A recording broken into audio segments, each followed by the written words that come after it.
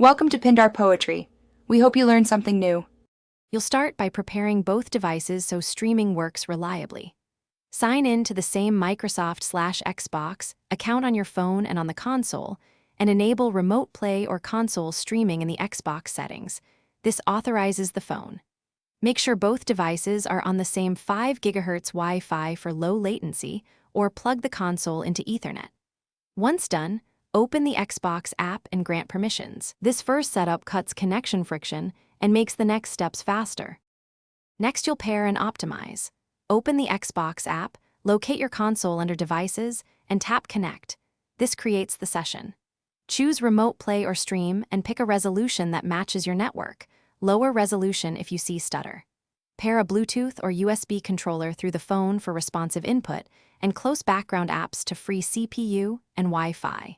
Make sure to enable low latency or game mode on your router if available. Doing this reduces lag and stabilizes the session. To finish, test a short game and watch for audio lag, dropped frames, or input delay. This confirms your configuration. If you see issues, reduce stream bitrate or switch to a more stable band temporarily, and make sure your NAT type is open or moderate. Strict NAT can block features.